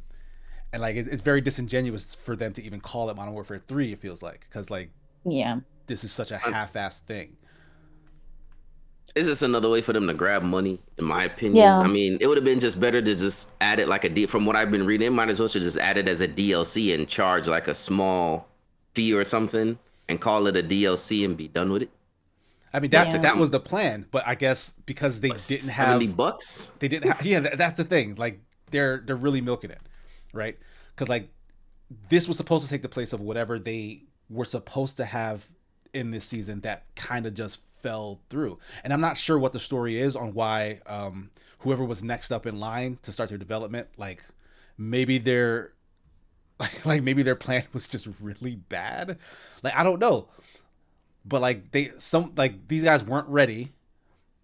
Like they didn't have the scope of what they had to do was expanded by so much in such a short amount of time that like very clearly this was all due to like crunch and rush, and it's supposed to take the place of something that should have been much bigger, and it's just not working.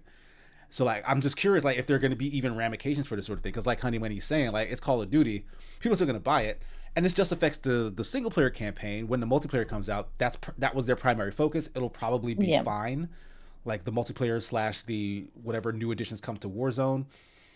So folks who spend the most money and time in that arena will probably not care as much that the single player came out in this state. So like maybe it's just the end of single player for Call of Duty, or this is now Microsoft's mess to deal with. They just bought this studio. They have control over of the license and whatnot. It looks bad that they've just acquired this and then changes like this happen. Like the prestige of Call of Duty, which we all know was already on the decline, but now it's going to get shifted to Microsoft's problem, as because it's under Microsoft, Call of Duty has died, right? I feel like that's the narrative that we're going to get. They have a vested interest, I guess, in sort of trying to fix that perception. But we've seen how well Microsoft has been able to fix perception of a dying FPS, right? They've not been very successful at this. So I just find this a very unique and troubling situation in the afterglow of this acquisition, because this is supposed to be a good thing.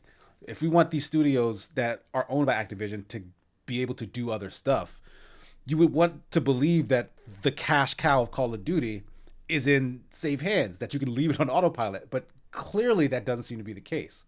No. And it never was. Like Uh-huh. that's a pipe dream that they feed to convince people that they can own more and it'll be better. But Uh-huh. it's not true, and it's provably historically not true. Mm-hmm. I think they because such a the rush and like time is money type thing. I think a lot of the times that there's no storytelling like what it used to be. You know, develop the story, develop whatever you're doing. You know, within that lore of Call of Duty. But because companies have that block of time, yo, we need to just shoot it out the door type of thing. You know, a lot of the stuff. We had this discussion before. I've seen you had this discussion before with other folks where games are just being rushed. It's not, things aren't getting developed right. They're not having the amount of time right. You know what I'm saying? People can't really, being able to methodically try to put something well put together to push out a good product. And that's why I said before with the whole like Elden Ring, Baldur's Gate, I think God of War is another one where the stories, you know what I mean? Like they have time to develop or, people can consume that and it's actually, oh, well, this is clean. This is, but yeah, all those examples you gave are studios that aren't on this sort of schedule that Activision has, right? Like we need another one on this date every year, right? Yeah. And like Activision has tried to keep that going by shifting the focus between many of his studios. Like, okay, this year's game is going to come from Sledgehammer, and Sledgehammer has 3 years to make it, and in the other off years, 2 other studios, Infinity Ward or Treyarch, for example, are in charge of those releases. So it has worked. Like it's been working for like the past 10 years, where like behind the scenes you essentially get like 3 years of development time, but you get a new game every single year because everyone's working on the same exact thing. And like it would make more sense if they just gave folks the time they needed. But like Activision's corporate leadership isn't interested in that. We've seen Microsoft be a lot more interested in that sort of thing, just giving devs the time they need. But sometimes that doesn't even work. Like after all the time they gave I don't want to like try to shit on Starfield or anything. They gave Starfield as much time. They gave Starfield extra time. It came out. A lot of people liked it. A lot of people didn't like it. But that's that's preference, right? We can't really say that the game came out and was like broken or unfinished or whatever. Like they made what they wanted to make.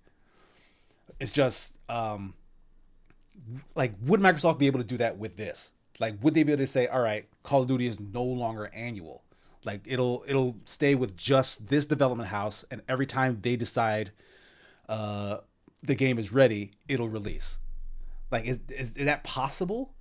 I don't think they would, though. You don't think they would? Okay. No, because they know the sales are there, so they can just pump it out. Because I feel like sometimes, especially with this crowd, that they know, oh, they will always buy Call of Duty. Like, we don't have to, like, sure, they have to try, but they don't have to, like, because you just take a lot from the other game and, like, put it in this game because you want to say, like, people want more of the same, but better. But, like, they're pretty happy, I feel, at least, but I'm not a COD player. But what was offending about the the campaign was that it was boring. But if it was a good campaign of 4 hours instead of 6 hours, which is what it usually is, I think people would have been fine. Okay, it was 4 hours, a bit too short, but it was good. Now it's like, it was boring and it was shorter.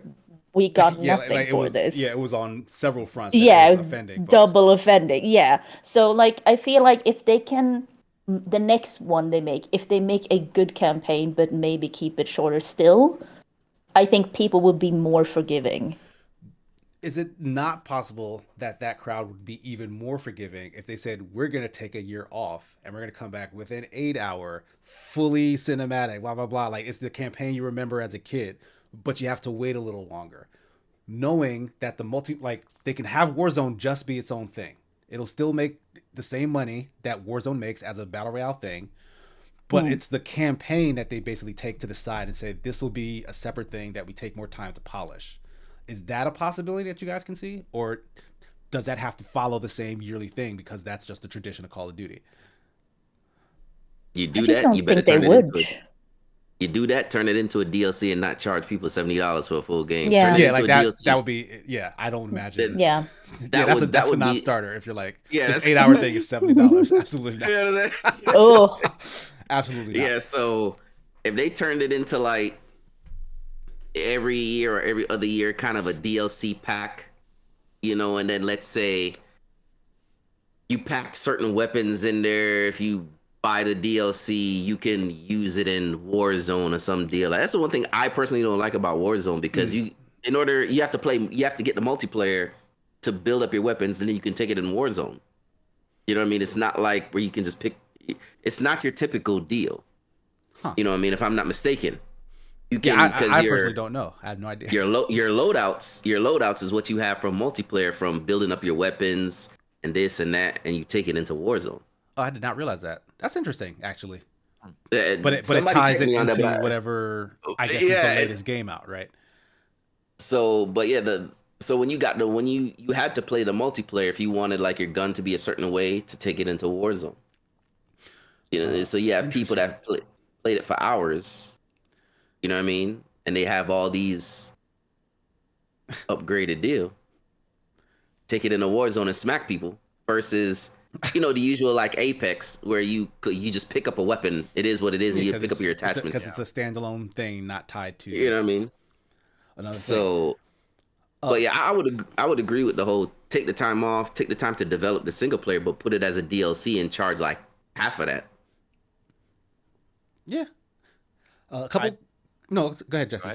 I think it's a bit of a win-win for them, no matter what they do. If they spend less money and time making it, and it's a garbage thing that people complain about, it's a newsworthy story.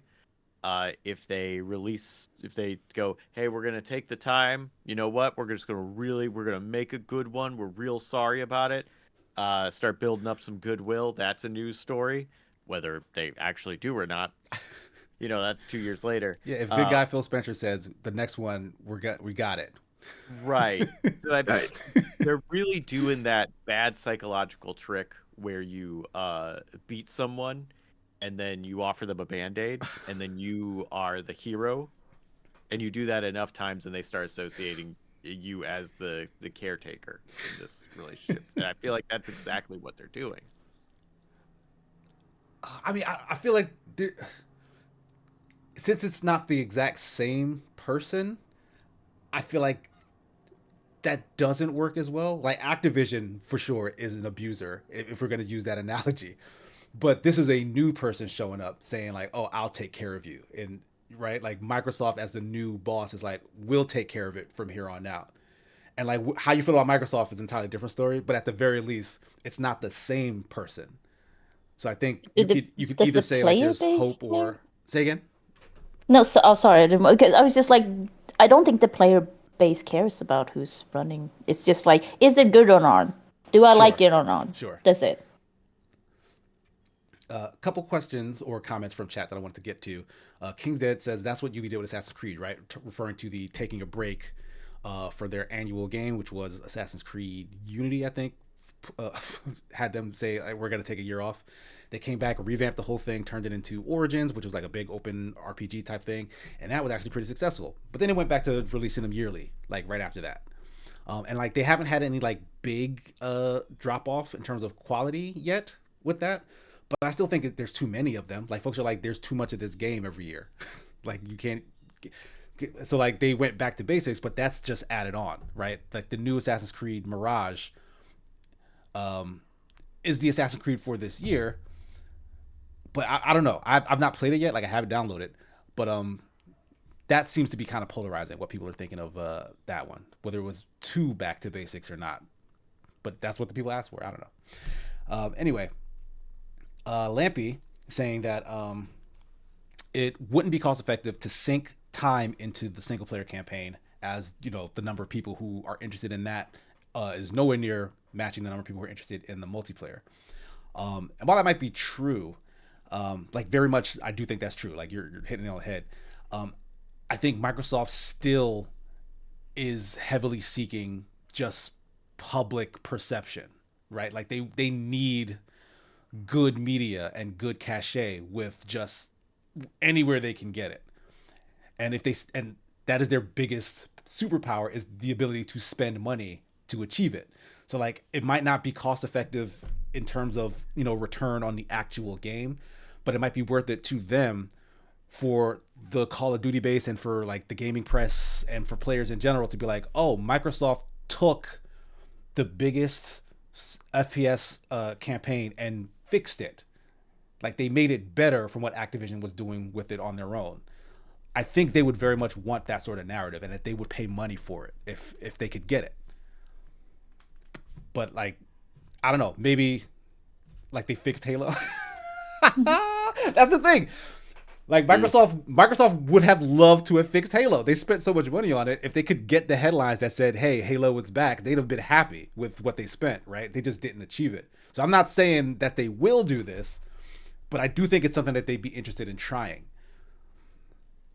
So I don't know. Say though, I don't know. I mean, Microsoft does make a lot of money, so to them, it's just a matter of priority, just whatever. Yeah, if like they choose to do it or not. they have the capital to spend. They have on the stuff capital like to, this. Yeah. to just say, hey, I'll just throw that at you. Just look, we just go to this, that, and the third. Because, yeah. I don't know. But anything left on this before we move on to our final topic? I know we're running a little long. If anybody has to go, let me know. We can just wrap up. I have to go soon. you have to Can we go? talk a little bit. I mean, yeah, we can get into the Bungie thing because again, I don't. Yeah. Is anyone here like a big Destiny 2 player? No, but you used to be. Like no, it. You don't like Destiny 2. Not. I played Audit it one played time it for with about you 5 all. hours, and that's about it. Right? Yeah, we did play it that one time for like game night. Yeah, it was dreadful. Because I actually spent a ton of time with Destiny 2 back in the day. Like Destiny 1 played all throughout its life. Destiny 2 released. I was big on there. I was doing all the raids. I was coming out. I was buying all the DLC. Then I had to take a break because like I got a job that consumed all my time, and Destiny 2 is like a job. Yeah.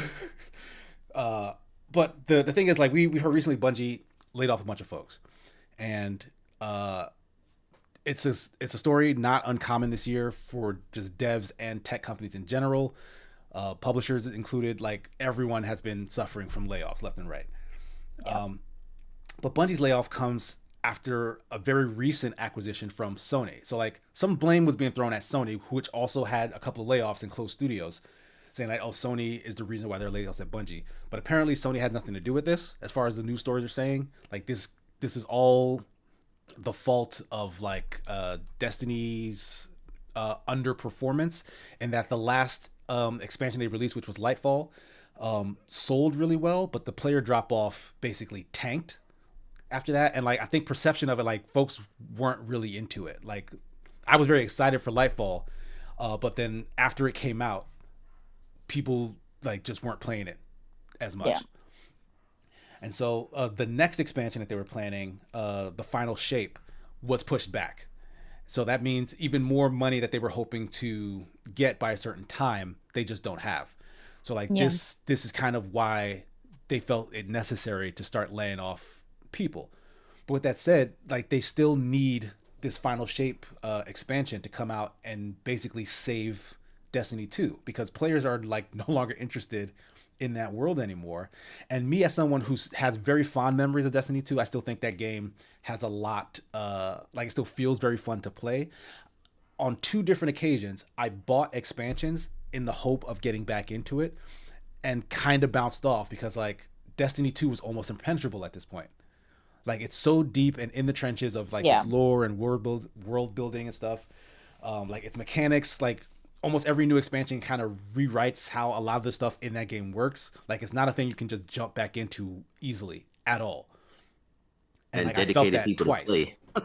Yeah.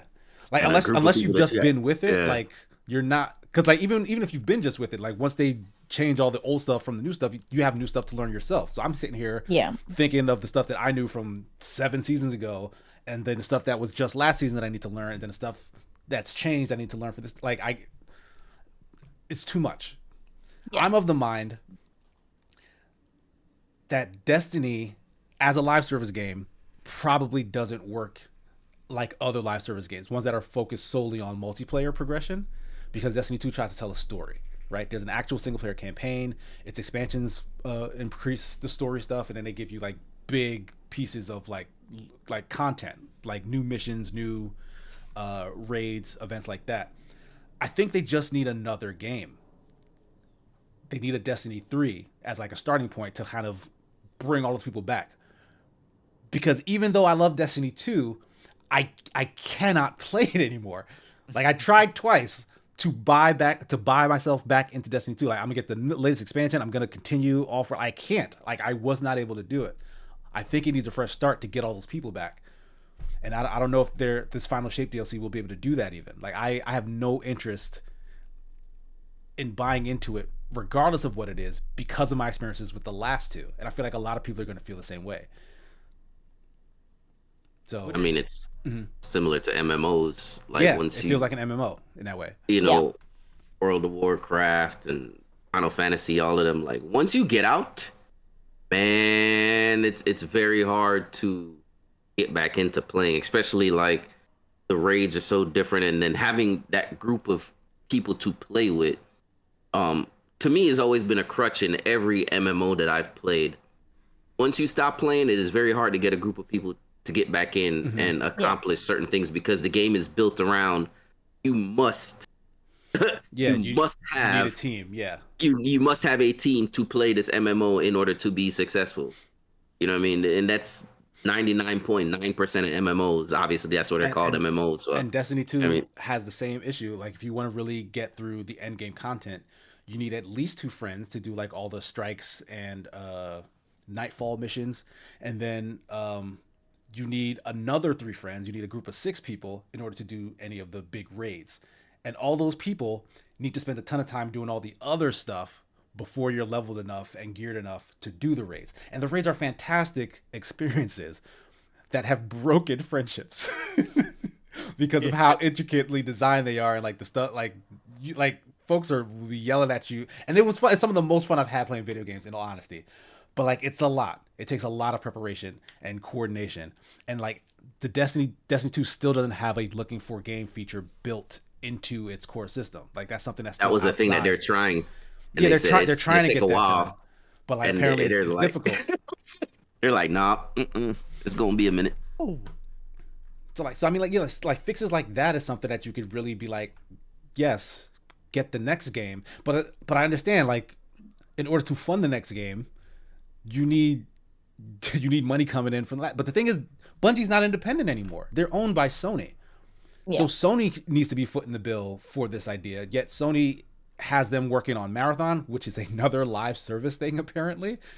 And also Bungie, I believe, is in charge of just all the other, I think they said 11 in total, live service projects that Sony is attempting to launch. Oh, wow. Which is just, this is too many. Worst time. Yeah, at the time it was too many, and at the time it was too late. There were already so many out in the ecosystem. Stuff was already being shuttered because it didn't have the player base or the content to keep up. And Sony's talking about, we're going to just launch another 11. So who knows if that's ever going to actually happen, but that was one of the main reasons why they bought Bungie in the first place. But like it seems like Bungie has other shit to worry about right now other than getting other live service games off the ground for Sony. So like this seems like an all-around kind of bad deal. And I'm just curious, like Bungie's one of the most iconic development teams like in video game history. Like they made Halo, they made the original Marathon, which we're going to see a version of come back, and Destiny 2 has kind of defined what live service has looked like in this generation. But what if they can't hack it? like in this particular situation, like if the next thing Destiny releases doesn't do well, like what's gonna happen to them? Like Sony is not shy about shuttering studios. I mean, it's gonna be more layoffs for sure. I feel like because Marathon was also pushed till 2025. Right. So we won't see anything about that for a while as well. And then who knows if it gets pushed even more then? Because who knows in 1 year what it's gonna look like? And also I don't know. I just it's all looking bad because also Bungie had that thing when they got bought that the Bungie leadership was like, "Oh, we promise no one's gonna be laid off." Mm-hmm. That aged poorly, Yeah. So it's like, ooh, this is not good. So it's all looking bad, to be honest. I don't see any good thing happening currently or any signs of any good thing. So it's a wait and see for me, at least. Man, can't get the Yeah. blood out of a turnip. Yeah. I mean, They'll I tell mean, when you investors they can, though. Yeah. because I don't know how you're gonna lay off people and then run the people that you have left into the ground, because that's Yeah. what it Yeah, is. because you're like, all right, well, we need to cut all these people, but then you still need to deliver the thing all these people were responsible for delivering, So- and it's like you can't have both. And like you said, that's across the board too. Like there's a lot of job in tech industry, whatever. There's a lot of places that have been just cutting jobs all over the place. So Yeah.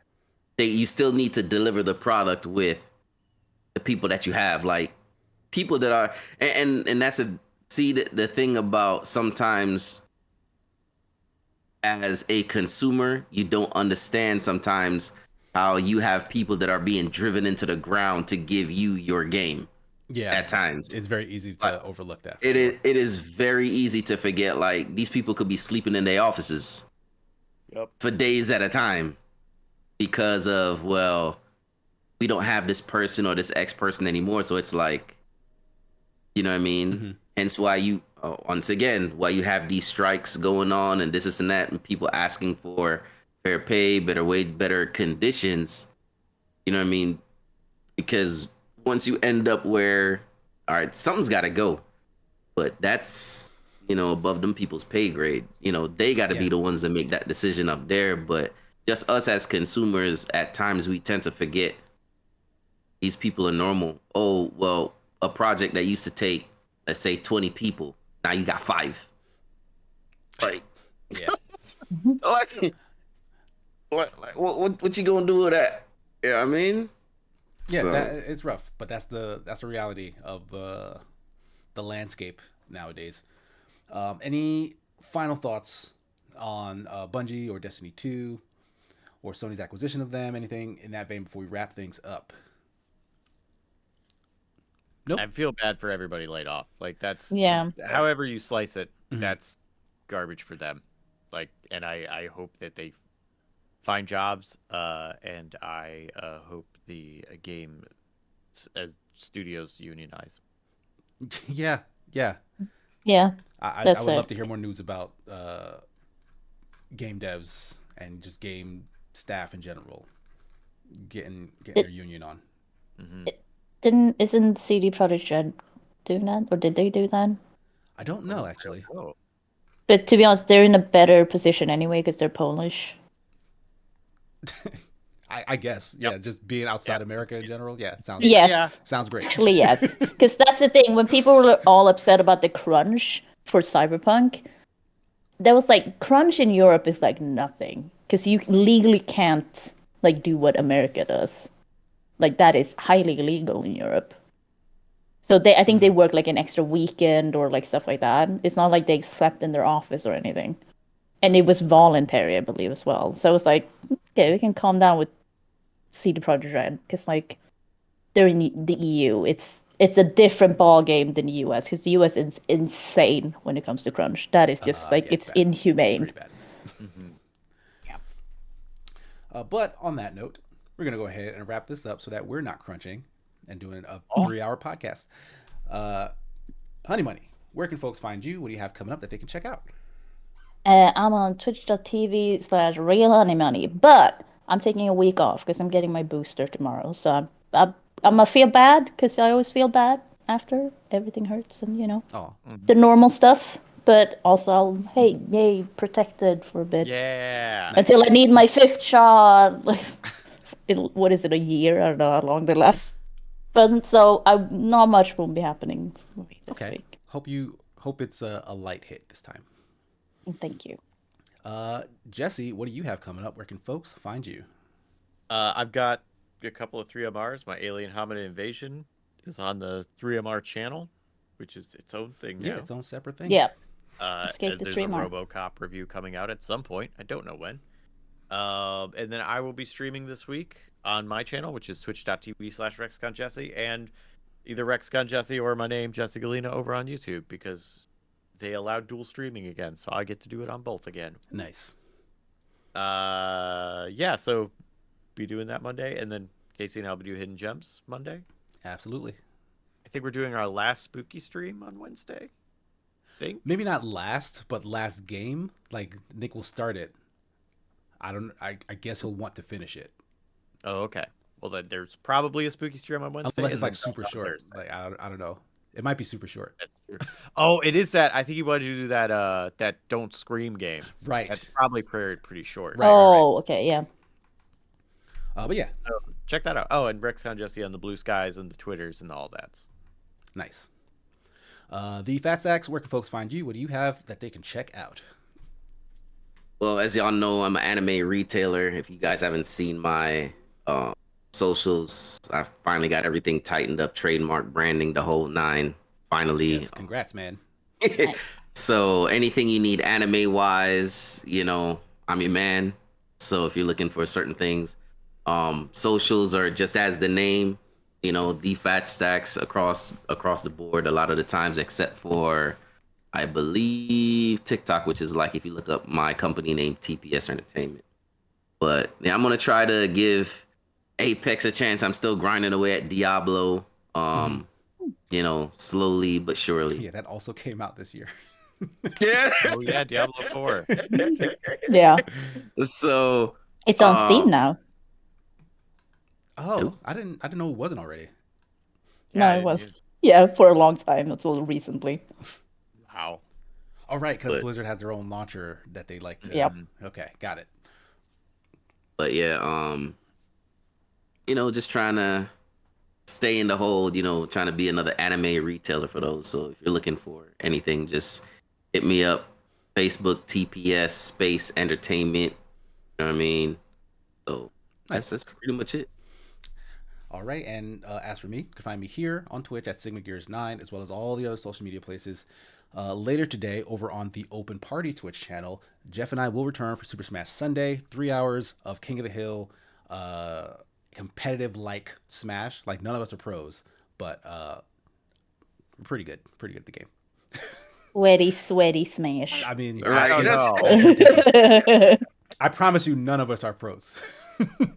No, but it's I went sweaty. in that though. arena one time. I could have think different. That's But outside of that, you can find my latest reviews as well on the standalone 3MR channel, 3-minute reviews over on YouTube. I have one for the Talos Principle that just dropped, and I should have one coming soon for, funny story, the next Nickelodeon Smash game, Nick All-Stars Brawl 2, which is dropping, I think, on Tuesday.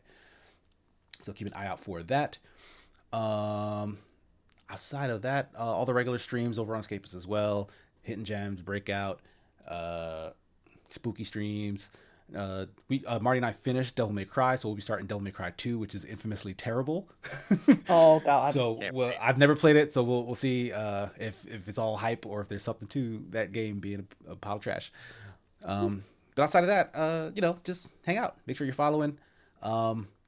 We'll see you guys in the future. Thank you for watching. Thanks to everybody in chat. Thanks to my 3 guests.